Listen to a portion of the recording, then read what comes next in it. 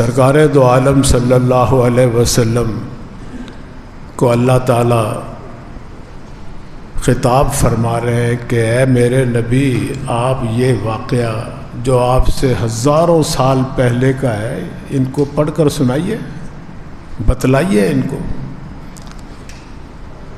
فرمائے کہ وَاتْلُ عَلَيْهِمْ نَبَأَ ابْنَيْ آدَمَ بِالْحَقِّ، اے ہمارے نبی آدم علیہ السلام کے دو بیٹوں کا جو واقعہ ہے وہ انہیں ٹھیک ٹھیک سنا دیجیے۔ میں نے پہلے بھی عرض کیا تھا، قرآن کریم میں کئی جگہ اللہ تعالیٰ یہ ہدایت دے رہے ہیں کہ جب کوئی واقعہ بیان کرو نا، اس میں ملاوٹ نہ کرو، اپنی طرف سے من گھڑت باتیں نہ بیچ میں ڈالو، صحیح صحیح بیان کرو۔ قرآن بھی صحیح صحیح بیان کرتا ہے کوئی واقعہ۔ یہ اس لیے مضمون چھیڑا تھا کہ یہ جو محرم کا مہینہ ہے نا، اس میں بہت سے چینلوں پر آپ کو ایسے لوگ ملیں گے جو صحابہ کرام کے بارے میں من گھڑت باتیں بیان کریں گے، ایسی ایسی جھوٹی روایتیں بیان کریں گے جس سے ہمارے دلوں میں نفرت پیدا ہو صحابہ سے، معاذ اللہ، متنفر کرنا چاہتے ہیں۔ اس لیے کہ جب مسلمان صحابہ سے متنفر ہو جائے گا تو پھر دین سے ہی متنفر ہو، دین سے ہی دور ہو جائے گا۔ وہ دین دینے والے، پہنچانے والے سرکار دو عالم صلی اللہ علیہ وسلم سے ہم تک کس طرح دین پہنچا؟ صحابہ کے ذریعے پہنچا۔ اب وہ دین کی باتیں تو نہیں کریں گے کہ کیا قربانیاں تھیں صحابہ کی۔ ایک کتاب ہے فتوح الشام، آپ مطالعہ کر کے دیکھیے، اش اش کر اٹھتا ہے۔ حیات الصحابہ کا مطالعہ کر کے دیکھیں آپ قرآن کریم کے اندر صحابہ کی زندگی پڑھ کر دیکھیے، اللہ تعالیٰ کیسے ان کے شان بیان کر رہے ہیں، اللہ شان بیان کر رہے ہیں۔ فرمائے کہ وَكُلًّا وَعَدَ اللَّهُ الْحُسْنَى، ہر 1,24,000 ہیں یا 40,000 ہیں، جتنے بھی صحابہ ہیں، اللہ نے سب کے بارے میں وعدہ کیا ہے کہ ہم ان سب سے بھلائی کا معاملہ کریں، خیر خائی کا معاملہ کریں۔ اللہ تعالیٰ کو علم نہیں تھا کہ ان کے آپس میں اختلاف ہوگا، ان کے آپس میں لڑائیاں بھی ہوں گی، جھگڑے بھی ہوں گے، جنگیں بھی ہوں گی، سب پتہ تھا۔ اللہ تعالیٰ تو عالم الغیب ہے۔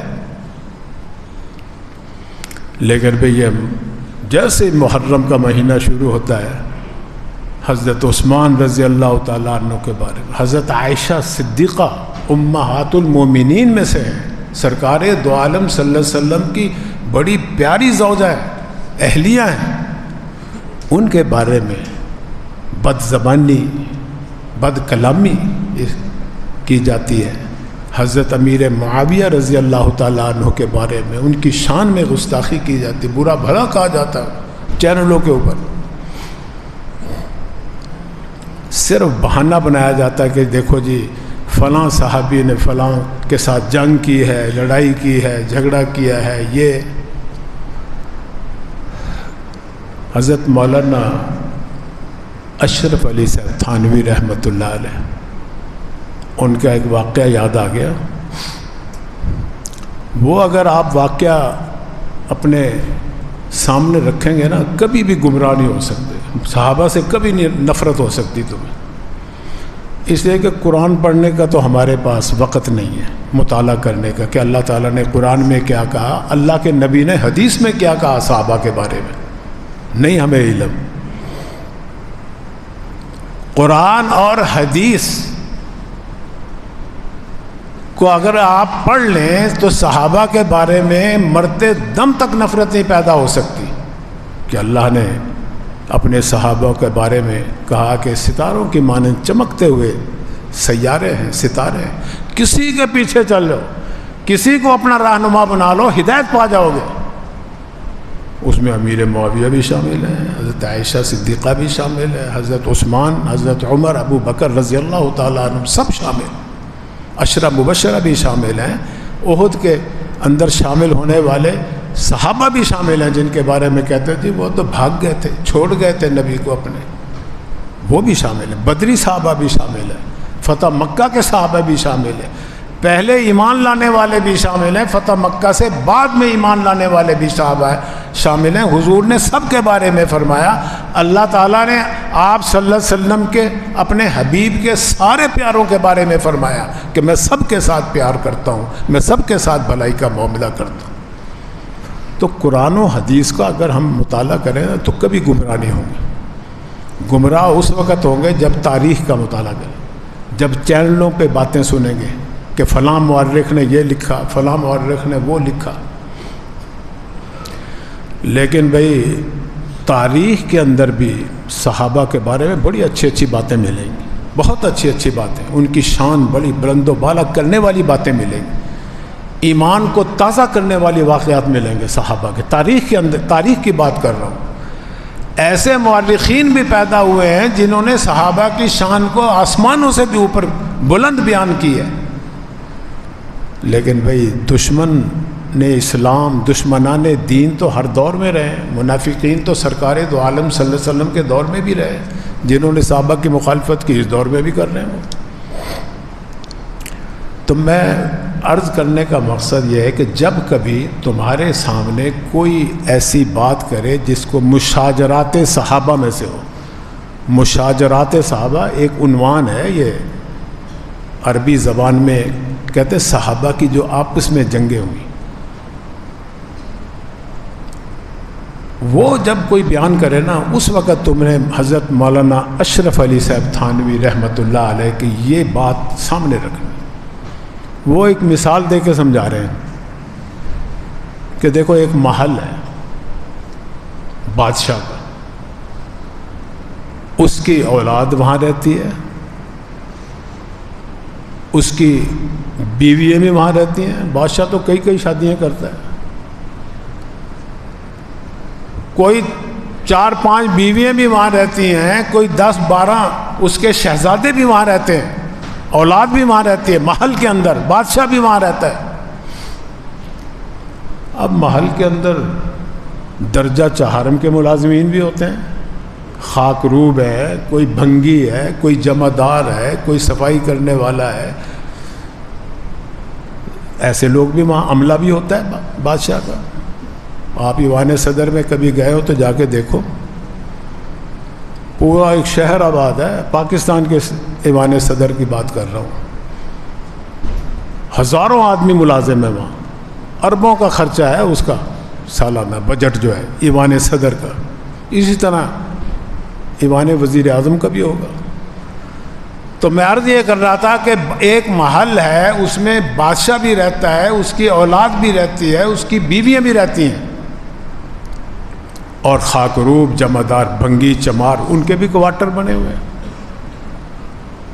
اب شہزادوں میں آپس میں لڑائی ہو گئی، کسی بات پہ اختلاف ہو گیا، ہو جاتا ہے۔ اللہ تعالیٰ نے انسان کے مزاج مختلف پیدا کیے ہیں، مختلف۔ میرا مزاج تمہارے سے نہیں ملے گا، تمہارا مزاج ان سے نہیں ملے گا، ان کا فلاں سے نہیں ملے گا۔ وہ ایک بزرگ کا واقعہ یاد آ گیا کہ ایک صاحب آئے اپنے شیخ کے پاس اپنی اصلاح کے لیے۔ پہلے لوگ جاتے تھے خانقاہوں میں، ٹھہرتے تھے کئی دن۔ آج کل تو تبلیغی جماعت اللہ نے بنائی ہوئی اصلاح کا ذریعہ، ایک دور تھا خانقاہی سسٹم تھا، اس سے لوگوں کی اصلاح بڑی ہوتی تھی، بہت مسلمان ہوتے تھے، بڑی خانقاہی نظام نے خدمت کی اسلام کے ایک دور میں۔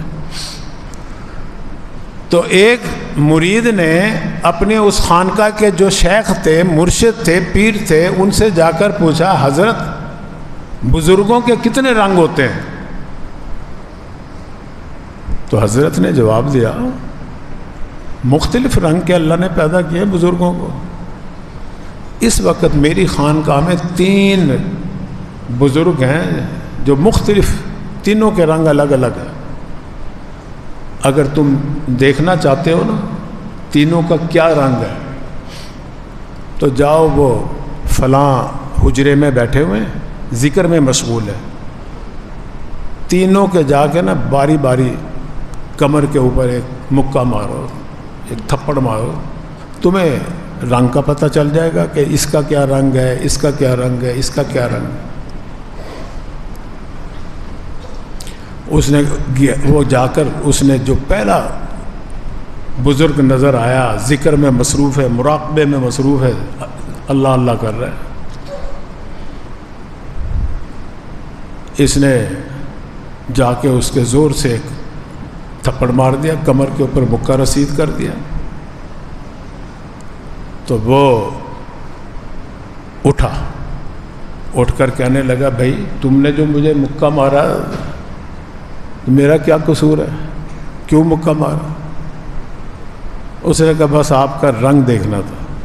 کہتا اچھا اب تو میں نے معاف کر دیا، میں عفو درگزر کا معاملہ کر رہا ہوں تمہارے ساتھ، ورنہ میں بھی زور سے مکہ مار سکتا تھا تمہارے، آئندہ حرکت کی تو میں بدلہ لوں گا۔ کہتا بس میں نے رنگ دیکھنا تھا۔ آگے بڑھا تو دوسرے کے زور سے کمر پہ مکہ مارا، وہ اٹھا، اس نے بھی زور سے اس کے تھپڑ مارا، اتنے ہی زور سے جتنے زور سے اس نے مارا تھا۔ پھر مار کے پوچھ رہے ہیں کہ جی میں نے کیا تکلیف دی تھی تمہیں؟ کہتے نہیں تکلیف تو نہیں دی، صرف رنگ دیکھنا تھا آپ کا۔ کہتے بس میں نے پھر رنگ دکھا دیا، جو تم مجھ سے کرو گے ویسا ہی میں تم سے کروں گا، جتنی تم مجھے تکلیف دو گے اتنی ہی میں تمہیں تکلیف دوں گا، یہ بھی شریعت کا مسئلہ ہے۔ اس کا یہ رنگ تھا، اس نے معاف نہیں کیا۔ عفو درگزر کرنا اس کا بھی اللہ کا حکم ہے، وہ بھی جائز ہے۔ اس بزرگ کے اندر عفو درگزر کا معاملہ تھا، اس کے اندر بدلہ لینے کا معاملہ تھا۔ اللہ نے اس کا ذہن مزاج ایسا بنایا تھا۔ تیسرا جو آخری کونے میں بیٹھا تھا اس کے بھی زور سے اس نے مارا، وہ اٹھا، اٹھ کر کہنے لگا، کوئی نے پوچھا بھی میں نے کیا تکلیف دی تمہیں، تم نے کیوں مکہ مارا؟ اس نے کہا، اٹھ کے سرے سے یہ کہا کہ صاحب میں تو ہڈیوں کا ڈھانچہ ہوں، کہیں چوٹ تو نہیں لگی تمہارے، لاؤ ذرا میں دبا دیتا ہوں۔ وہ اس کا ہاتھ دبانے لگ گیا، اسے بڑا مزہ آیا، لطف آیا کہ لو بھی مجھے تو چوٹ لگی تھی، آرام آ گیا، بجائے اس نے تھپڑ مارنے کے میرے اور خدمت، میرا اکرام کیا اس نے۔ تو یہ تین بزرگ، تینوں کے مزاج الگ الگ تھے، کوئی عفو در، اور تینوں نے شریعت کے مطابق عمل کیا۔ قرآن میں اللہ حکم دیتے ہیں بدلہ بھی لے سکتے ہو، اتنا انتقام لو جتنا تمہیں اس نے تکلیف پہنچائی۔ قرآن میں یہ بھی اللہ کا حکم ہے تم عفو درگزر کر دو، اور یہ بھی حکم ہے عفو درگزر کے بعد کسی کے ساتھ کوئی احسان بھی کر دو، نیکی بھی کر دو۔ یہ تینوں رنگ تھے۔ تو اللہ نے بزرگ بھی مختلف رنگوں کے بنائے ہیں، تو ہم تو عام امتی ہیں، انسان ہیں، مختلف مزاج کے ہیں۔ تو میں عرض یہ کر رہا تھا کہ وہ بادشاہ کا جو محل تھا اس میں بادشاہ بھی رہ رہا ہے، اس کے شہزادے بھی رہ رہے ہیں، اور درجہ چہارم کے ملازمین بھی رہتے ہیں اپنے اپنے کوارٹروں میں۔ اب شہزادوں میں اختلاف ہو گیا، لڑائی ہوگی۔ اب آپ انصاف سے کہیے کہ اس لڑائی کے اندر وہ جو درجہ چہارم کے ملازم ہیں، جو بھنگی ہیں، چمار ہیں، جمعدار ہے، خاکروب ہے، وہ آ کے اگر بیچ میں مداخلت کریں اور شہزادوں کو برا بھلا کہیں تو بادشاہ تو ان کی گردن کاٹ دے گا۔ تم کون ہوتے ہو؟ تمہیں جرأت کیسے ہوئی اس محل کے اس کمرے کے اندر آنے کی؟ میرے شہزادوں کو برا بھلا کہنے کی تمہیں کیا جرأت، کس نے اتھارٹی دی ہے تمہیں؟ وہ تو انہیں پھانسی پہ لٹکا دے گا بادشاہ۔ بادشاہ کہے گا میں جانوں، میرے شہزادے جانے، میں جو حاضر ہوں یہاں، میں انصاف کروں گا ان کے درمیان، میں ان کی صلح کرواؤں، سزا دوں، جو کچھ چاہوں میں کروں، میں ان کا حاکم ہوں، میں بادشاہ ہوں یہاں کا، یہ میرے شہزادے ہیں، نکل جاؤ یہاں سے۔ بالکل اسی طرح صحابہ کرام سب سرکار دو عالم صلی اللہ علیہ وسلم کے شہزادے ہیں، امہات المومنین شہزادیاں ہیں۔ اللہ تعالیٰ کا بھی صحابہ سب حضور صلی اللہ علیہ وسلم کے ساتھ جس انسان کی نسبت ہوگی، جس نے اپنی آنکھوں سے زیارت کر لی سرکار کی اور ایمان کی حالت پر اس کا انتقال ہو گیا، وہ اللہ کا شہزادہ بن گیا، وہ رضی اللہ عنہم ورضوا عنہ بن گیا، وَكُلًّا وَعَدَ اللَّهُ الْحُسْنَى بن گیا۔ اب جناب آج 1400 سال بعد ہم چینلوں پہ میڈیا پہ بیٹھ کے کہیں کہ جی فلاں نے یہ غلطی کی، فلاں نے یہ جرم کیا، فلاں کی یہ زیادتی ہے، حضرت امیر معاویہ ایسے تھے، حضرت عائشہ کیوں جنگ میں آئی، کیوں جنگ جمل ہوئی، کیوں جنگ صفین ہوئی، کتنے صحابہ کا خون بہا، اس میں فلاں کی زیادتی ہے، فلاں کی. ہمارے میں سے اگر کوئی کہے گا نا تو وہ بھنگی ہے، جمعدار ہے، چوڑا ہے، وہ خاک روب ہے. اگر وہ مداخلت کریں گے صحابہ کے، اللہ کے شہزادوں کے جنگوں کے درمیان ان کی صلح کرانے کی، جج بننے کی، فیصلہ کرنے کی کوشش کرے گا تو اللہ اس کا ضرور سر کاٹے گا، ضرور اس کو جہنم کا ایندھن بنائے گا. اس لیے بھی بھنگی نہ بنو، جمعدار نہ بنو، خاک روب نہ بنو. یہ معاملہ چھوڑو بادشاہوں کے، بادشاہ پر یا سرکار دو عالم صلی اللہ علیہ وسلم پر، وہ فیصلہ کریں گے. یہ شہزادوں کا مسئلہ ہے. تو میں بات کر رہا تھا تاریخ کی، کہ تاریخ کے کتابوں کے اندر بھی ایسے واقعات موجود ہیں جو صحابہ کی شان بڑھاتے ہیں، کم نہیں کرتے. اور من گھڑت باتیں بھی موجود ہیں تاریخ کے اندر، گندگی کے ڈھیر بھی ہیں جس میں صحابہ کو بہت برا بلا گالیاں تک دی گئی، بددیانت خائن تک کہا گیا. معاذ اللہ، ایسے ایسے الفاظ زبان پر لانا ہم گناہ سمجھتے ہیں. حضرت عائشہ کی شان میں بڑی گستاخیاں کی، اور بنتے ہیں جی علامہ فلاں قادری صاحب ہیں، یہ پادری صاحب ہیں، یہ فلاں صاحب ہے، یہ فلاں صاحب ہے، وہ بکواس مارتے ہیں. تو بھائی صحابہ کے بارے میں گندگی کی مکھی نہ بنو. گندی مکھی جو ہوتی ہے نا، وہ گندگی کے ڈھیر پہ بیٹھے گی. شہد کی مکھی بنو، شہد کی. شہد کی مکھی جو ہوتی ہے وہ پھول پہ بیٹھے گی، چنبیلی پہ بیٹھے گی، وہاں سے وہ رس نکالے گی اور جا کے چھتے میں جائے گی، صاف ستھری پاکیزہ ہو کے، اور پاکیزہ شہد ہمیں بنائے گا جس میں اللہ نے شفا رکھی ہے.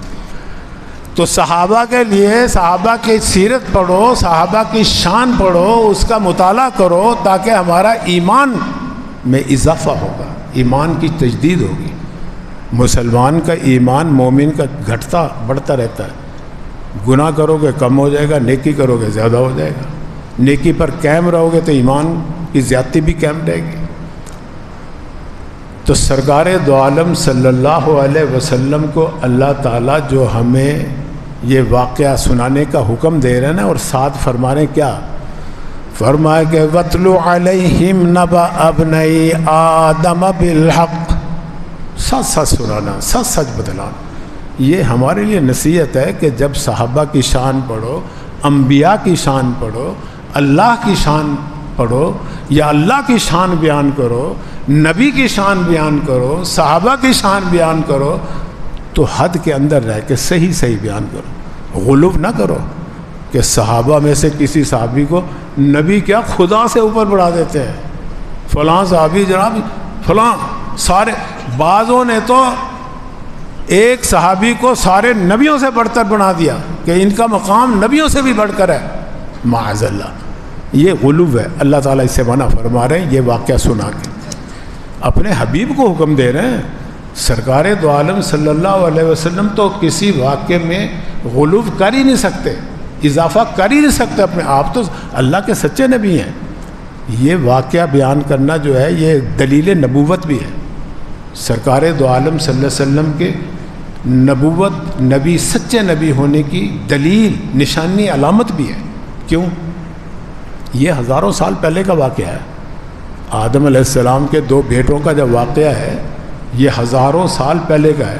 اور سرکار دو عالم صلی اللہ علیہ وسلم آج سنا رہے ہیں ہمیں. کہاں سے آپ نے پڑھا؟ آپ نے کسی بک کا مطالعہ نہیں کیا، آپ کا کوئی استاد نہیں ہے، کسی درسگاہ میں آپ داخل نہیں ہوئے، تو یہ واقعہ کیسے پتہ چلا آپ کو؟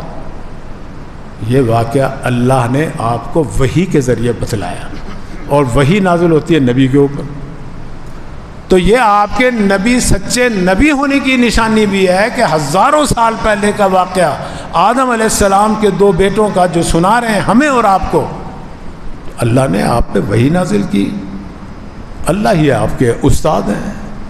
وہی آتی ہے نبی کے اوپر تو آگے امت کو بتلاتے ہیں. تو یہ واقعہ نبی کے سچے ہونے کی بھی دلیل ہے، اور اس میں ہمارے اور آپ کے لیے یہ سبق بھی ہے، اگر کوئی جھوٹا واقعہ بیان کرو سنو ہی نہ، من گھڑت واقعہ بیان کے بند کر دو نہ، مت سنو.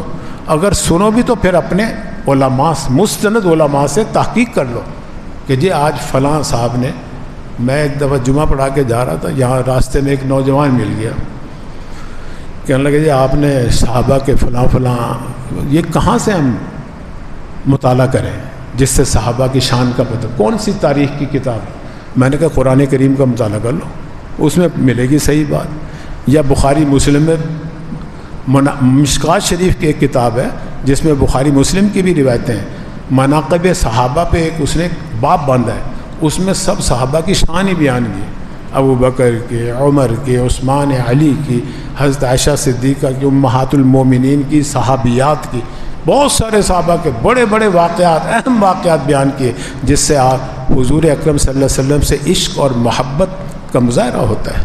وہ واقعے پڑھو تاکہ ہمارے دل میں بھی نبی کی محبت بھی پیدا ہو، امہات المومنین کی بھی محبت پیدا ہو، اہل بیت کی بھی محبت پیدا ہو، صحابہ کرام کی بھی محبت پیدا ہو. ان سے محبت رکھنے سے ہمارا دین مضبوط ہوتا ہے، ایمان ہماری مضبوط ہوتا ہے. اگر ان سے نفرت کریں گے تو پھر ہمارا ایمان کسی وقت بھی سلب ہو سکتا ہے. اللہ تعالیٰ ہم سب کی حفاظت فرمائے. وآخر دعوانا الحمدللہ.